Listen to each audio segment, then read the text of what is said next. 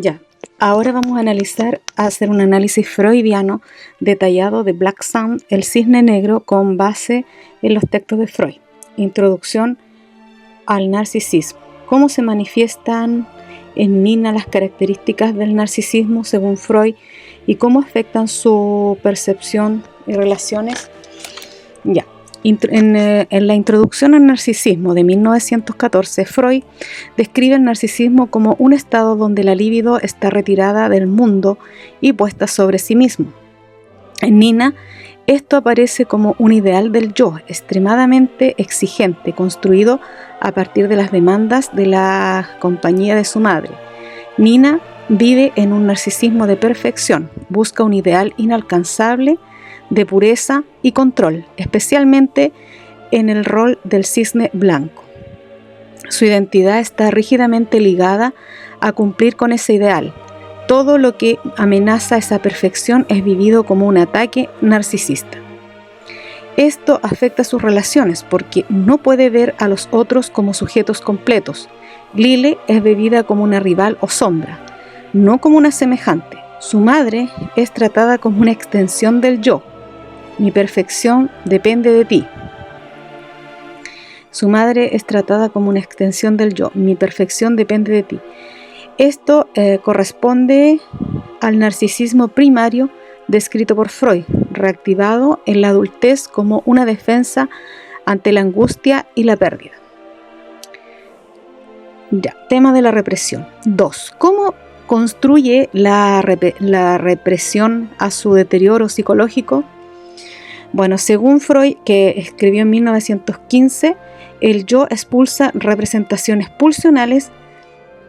El yo expulsa representaciones pulsionales que considera peligrosas. Nina reprime especialmente su agresividad, su sexualidad y su deseo de autonomía. ¿Ya? Bueno, esas tres cosas que están reprimidas, esas emociones reprimidas, retornan como síntomas histéricos a través de alucinaciones corporales, por ejemplo, las plumas que emergen del cuerpo, autoagresiones, imágenes duplicadas y distorsiones perceptuales. Lo reprimido retorna disfrazado. Mientras el cisne blanco se sostiene en la represión, el cisne negro exige irrupción de los deseos prohibidos. Su deterioro se explica porque la represión deja de sostenerse. El cisne negro exige la irrupción de los deseos prohibidos. Su deterioro se explica porque la represión deja de sostenerse y el yo queda sobrepasado y el ello irrumpe violentamente. Interpretación de los sueños. ¿Cómo interpretar las alucinaciones y sueños de Nina? Para Freud, que escribió en 1900, los sueños son realizaciones disfrazadas de deseos reprimidos. En Nina, las alucinaciones cumplen una función equivalente, expresar deseos sexuales y agresivos que no pueden entrar en la conciencia. Ejemplo, su doble expresa su deseo reprimido de liberar la pulsión sexual y su odio rival hacia Lily. La escena del espejo remite al estadio del espejo antes que Freud, pero en clave freudiana indica la lucha entre el yo ideal puro y el ello que exige descarga. Las imágenes de transformación corporal son típicas de la histeria según Freud. El cuerpo habla cuando la palabra no puede. Ya. 4. Pulsiones y destinos de pulsión. Conflicto entre la pulsión de vida y muerte. Ya. Más allá del principio del placer, escrito en 1920, Freud introduce la pulsión de muerte, tendencia al descanso absoluto, a la repetición y a la autodestrucción. Nina encarna este conflicto. Eros, que es la pulsión de vida, deseo de perfección, sublimación, lograr el rol ideal, y Tánatos, pulsión de muerte, autodestrucción, autoeliminación, delirio y colapso. El desenlace final, es decir, la herida mortal, mientras interpreta el cisne, es la fusión extrema entre ambas pulsiones. Obtiene lo que desea, pero pagando con su vida. Neurosis de defensa. Neurosis de defensa. ¿Qué mecanismos de defensa y destrucción de la realidad están presentes aquí? Los mecanismos de defensa descritos por Freud, que son la represión, proyección, formación reactiva, desmedida, negación, aparece todo el tiempo. Por ejemplo, la proyección atribuye a Lily los deseos sexuales y agresivos que son suyos. Desmentida, negación. Aquí niega su deterioro corporal y psicológico, hay una negación. Siempre dice que está bien. Formación reactiva, su pureza infantilizada es la reacción excesiva al deseo sexual que teme. Estos mecanismos hacen que Nina cree una realidad alternativa donde Lily intenta destruirla. Hay una distorsión típica de la neurosis histérica. 6. Hábleme de la resistencia y la represión en relación con su madre y Lily. Freud explica en la carta 19, en la conferencia 19, que la resistencia es una fuerza que impide que lo reprimido reingrese a la conciencia, y Nina resiste frente a su madre porque la madre encarna el super yo controlador. Frente a Lily, porque Lily representa todo lo que ella reprime, su sexualidad, la espontaneidad, su agresión, las discusiones con la madre, los silencios, la irritabilidad y las ausencias son expresiones de esta resistencia. Lily representa el entorno de lo reprimido, por eso es vivida como un peligro.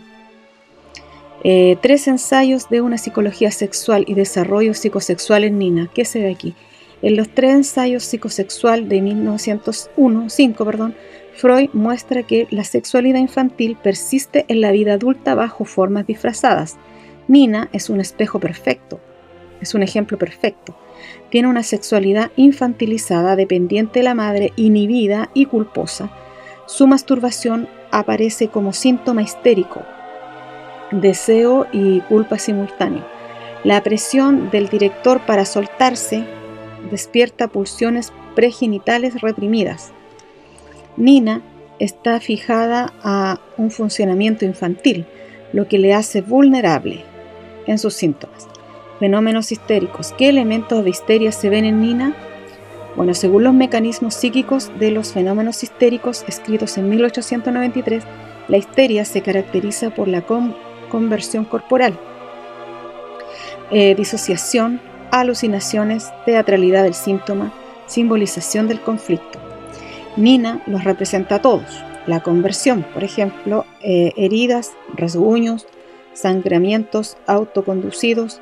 Disociación, no distingue realidad, la disociación no distingue la realidad de la fantasía. Alucinaciones, en este caso ver el cuerpo transformándose. Simbolización, la transformación en el cisne es una conversión del conflicto. Esto hace de ella un caso histérico casi clásico. Etiología de las neurosis, factores de vida en Nina. En los textos tempranos manuscritos y la etiología histérica de 1896, Freud destaca 3 factores: vivencias sexuales infantiles, seducción, traumas psíquicos.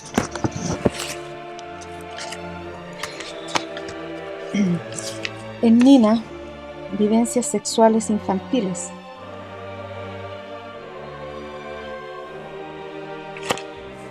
Nina, por ejemplo, la madre es sobreprotectora, crea una fijación infantil de dependencia afectiva. El padre ausente no aparece, pero su falta estructura su fragilidad narcisista. La exigencia artística es un trauma constante que activa lo reprimido. La escena de invasión corporal, la madre la desnuda para cuidarla. Recuerda las configuraciones de seducción o intrusión infantil. Todo esto predispone a una neurosis grave. Después la proton-pseudus histérica. Emma con relación con Nina. En el caso de Emma, de 1895, Freud muestra que en un trauma posterior reactiva uno más lo reprimido. Los proton-pseudus. Nina vive algo similar. La presión actual del director reactiva deseos reprimidos de adolescencia o infancia. La sexualidad emerge, despierta angustia, culpa infantil. La rivalidad con Lily reactiva celos infantiles hacia la madre. Así como Emma evita entrar en la tienda por recuerdo infantil reprimido, Nina evita enfrentar su deseo adulto porque reactiva traumas infantiles no elaborados. Pulsiones de vida y muerte. ¿Cómo se manifiesta la transformación de Nina en el cisne negro? Y más allá de cómo se manifiesta la transformación de Nina, Freud define dos fuerzas fundamentales: Eros, pulsión de vida, cohesión, sexualidad, creatividad, conversión, y Tánatos, que es la pulsión de muerte, repetición, destrucción, desintegración. En Nina, ambas pulsiones se entrelazan en la transición del cisne negro. Eros aparece como el deseo de perfección artística, la entrega al baile, la búsqueda del reconocimiento.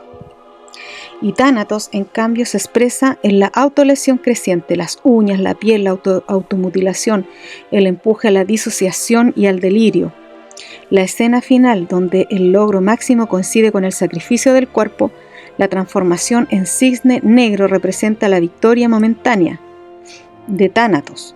Nina alcanzó la perfección, pero al precio de autodestruirse.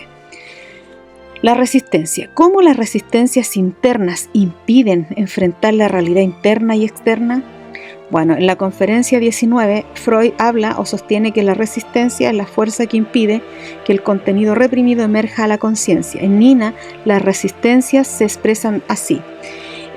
Hay negación, dice, estoy bien, dice todo el tiempo, yo puedo manejarlo. Proyección, atribuye su deseo sexual y agresión a Lily. Conducta evitativa, evade a la madre, evita hablar de sus impulsos. Idealización en el trabajo, también usa la perfección para no enfrentar la vida subjetiva.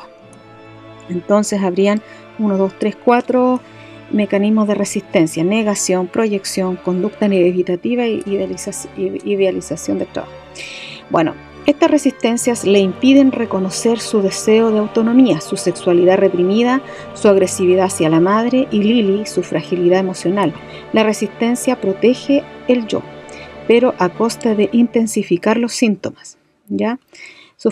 La resistencia protege al yo, pero a costa de intensificarlos. Etiología y teoría de las grandes neurosis. ¿Qué traumas infantiles predisponen la neurosis de Nina? Bueno, en los textos de la etiología de 1896 y los manuscritos de Freud, sostiene que la neurosis adulta se organiza sobre huellas némicas infantiles, especialmente experiencia de seducción, prohibición y abandono. En Nina se ven 3 factores etiológicos decisivos. Se ve una madre intrusiva, sobreprotectora, infantilizadora. La madre irrumpe en su intimidad, la desnuda, la vigila, lo que genera fijación infantil, inhibición sexual y sentimientos de incapacidad, dependencia y resentimiento reprimido. Ausencia o borrosidad del padre. En la teoría freudiana, esto debilita la resolución del complejo de Edipo, la constitución del superyo, la superación saludable de la madre. Exigencia perfeccionista precoz. Nina vivió desde pequeña como niña prodigio, lo que constituye un trauma de expectativa extrema. Estos elementos predisponen el colapso histérico y narcisista que vemos en el film. Introducción al narcisismo. ¿Cómo el entorno competitivo alimenta el narcisismo de Nina? Freud describe que el narcisismo secundario, como la libido retirada del mundo hacia el ideal del yo, el ballet funciona como ese ambiente de competencia extrema, donde el ideal del yo inalcanzable hay una vigilancia constante, humillación narcisista. Todo esto estimula a Nina a una hipertrofia del yo ideal, ¿ya? Debo ser perfecta, una vulnerabilidad a la crítica. Cualquier observación la derrumba. Dependencia del reconocimiento del director, busca que Thomas valide su valor. Identidad frágil, su yo depende de bailar sin errores, el sistema del ballet exacerba el narcisismo y lo lleva a la ruptura psíquica.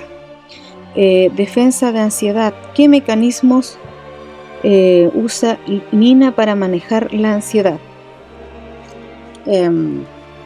Freud señala 3 grandes defensas de la angustia: represión, negación y proyección. Represión, negación y proyección. Ya, en Nina se observa la represión de la agresión hacia la madre y el deseo sexual. Negación, ella niega su deterioro. No pasa nada, estoy bien. Proyección, atribuye a Lily su propio impulso de transgresión. Formación reactiva, su pureza infantil es opuesta a su deseo erótico. Desmentida, rechaza ver por su propia vulnerabilidad psicológica. Desmentida, rechaza verse ya. Idealización, idealiza la perfección técnica como salvación. Bueno, estas defensas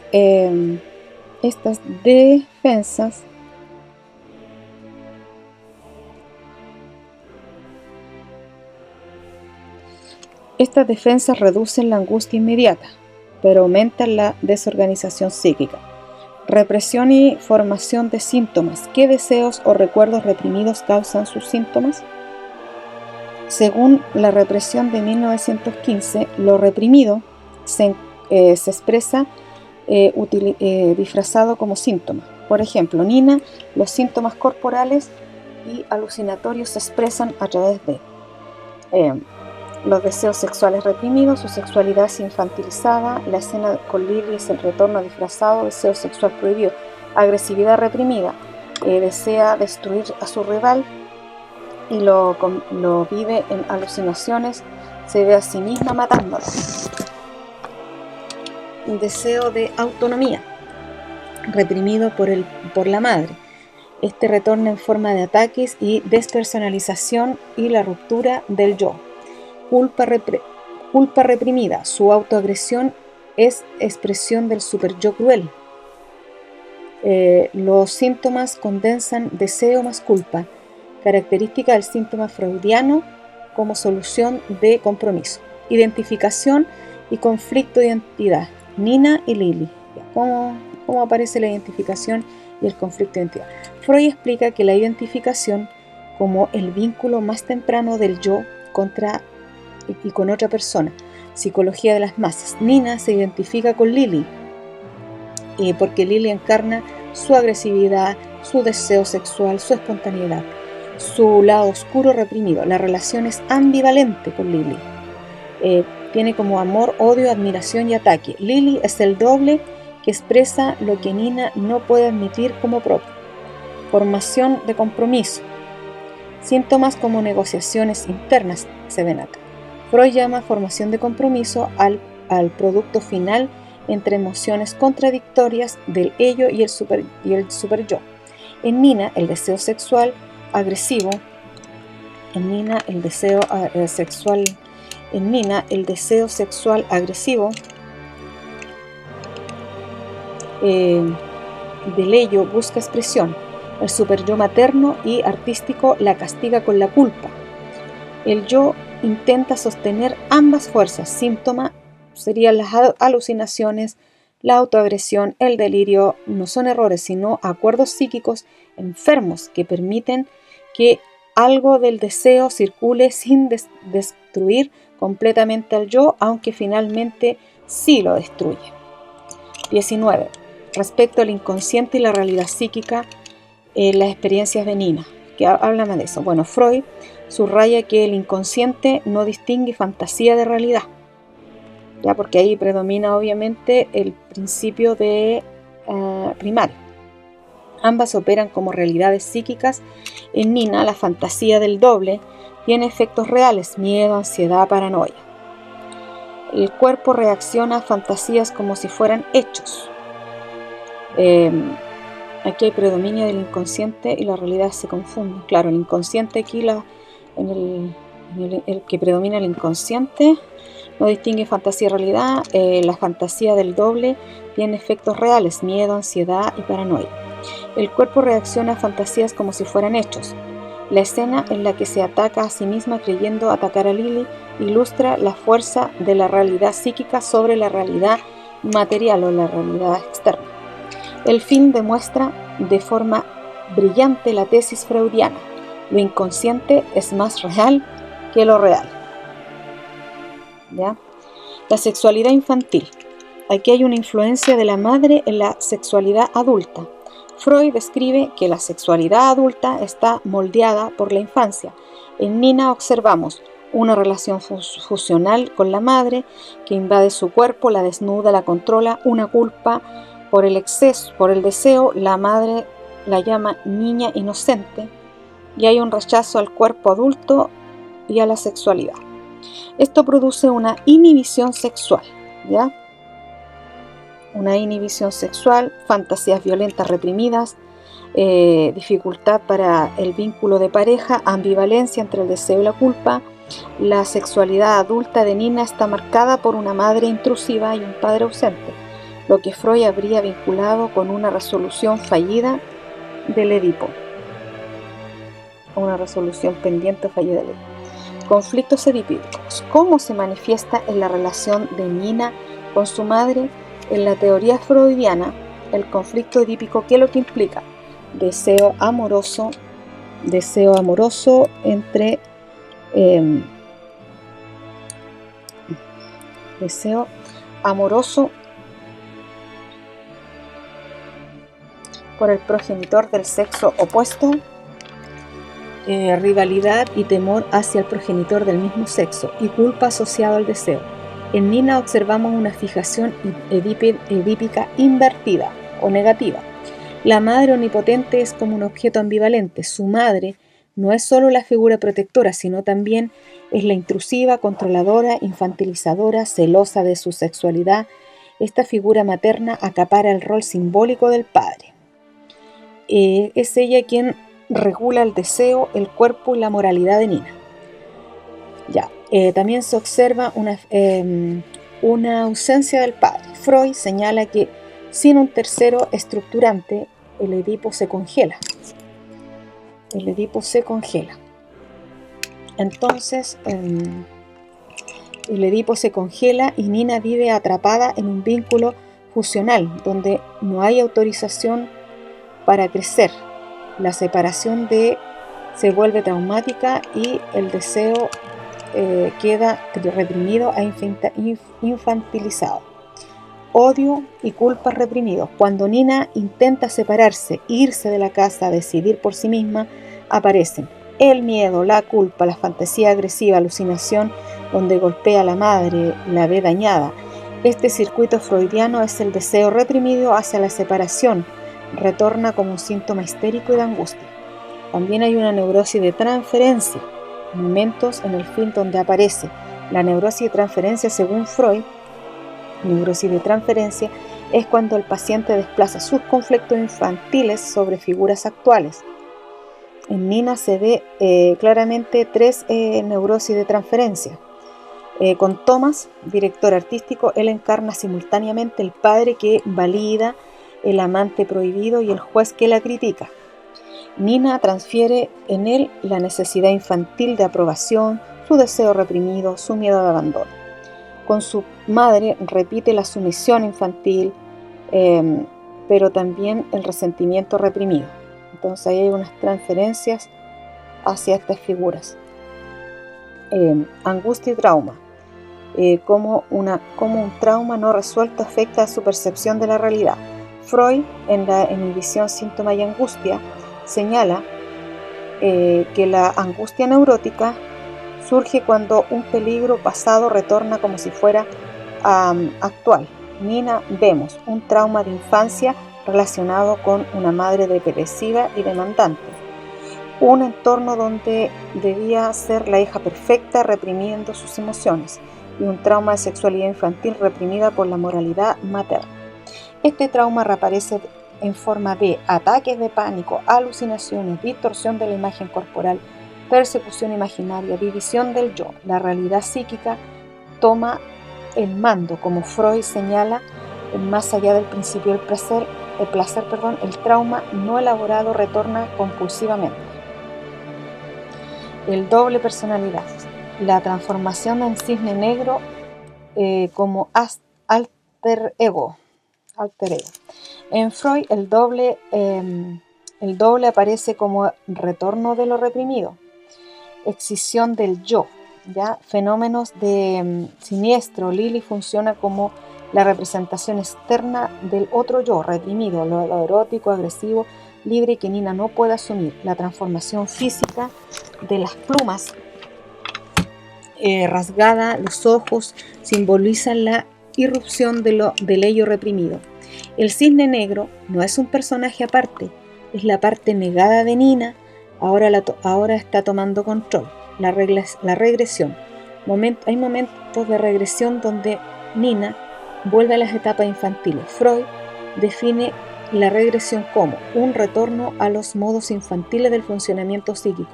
Ante situaciones de estrés o conflicto, Nina vemos la regresión en conductas regresivas, duerme con peluches, usa una habitación infantil, pide permiso a la madre como una niña, tiene llanto infantil, voz temblorosa y sumisa. Dependencia emocional infantilizada, busca a contención materna pero a la vez le teme. Sexualidad regresiva, la masturbación fallida y el pudor extremo indican fijación en bases pregenitales. 3 ensayos de la teoría. Regresión en el cuerpo, rasgado compulsivo. Dentro del cuerpo como zona erógena infantil, modelo freudiano, las pulsiones parciales. Acá están las pulsiones parciales, en la zona erógena. Lo siniestro.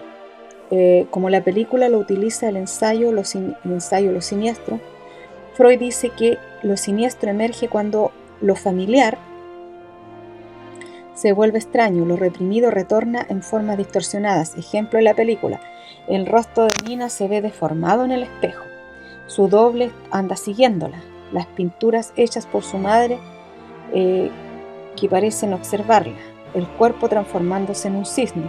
Todo esto produce una sensación freudiana, algo que debería haber permanecido oculto ha salido a la luz y distorsionado, siniestro.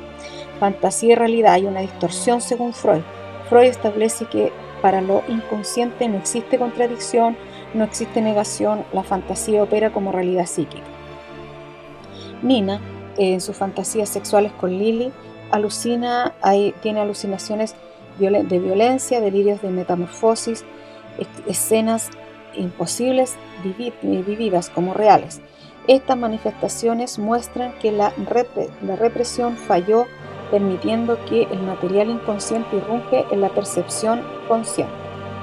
Teoría de la seducción y fantasías infantiles. En los primeros textos manuscritos caso de Emma, Freud muestra que no solo el trauma real afecta, sino también la fantasía infantil, especialmente en torno al cuerpo y la sexualidad. Nina, la madre, infantiliza suprimiendo su sexualidad adulta. Su fantasía de pureza choca con los impulsos eróticos. El deseo reprimido retorna con escenas delirantes. La escena sexual con Lily, la fantasía más que el hecho real, organiza su vida emocional.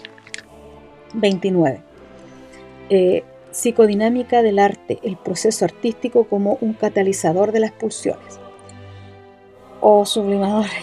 Freud afirma que el arte es una forma de sublimación. El artista canaliza su líbido en creación. Nina sucede lo contrario. El arte no sublima, sino que desata un conflicto pulsional. La obra exige que encarne tanto a Eros como a Tánatos. Su creación se vuelve un escenario donde su estructura psíquica colapsa. El ballet es el teatro donde su represión se rompe y emerge lo siniestro. Mecanismos psíquicos de defensa histéricos presentes en Nina. Freud y Breuer describen en la histeria mecanismos como la disociación, la conversión, desplazamiento, negación, identificación histérica, proyección. Disociación, por ejemplo, pierde la unidad del yo. Conversión, síntomas corporales, rasguños, heridas, Proyección, atribuye su deseo a Lily. Identificación histérica, copia gestos y estilo de Lily. Proyección, que se llama ya. Negación, niega su deterioro. Y autoconservación excesiva, típica del superyo histérico. Su neurosis es una combinación de histeria con rasgos psicóticos. Fin.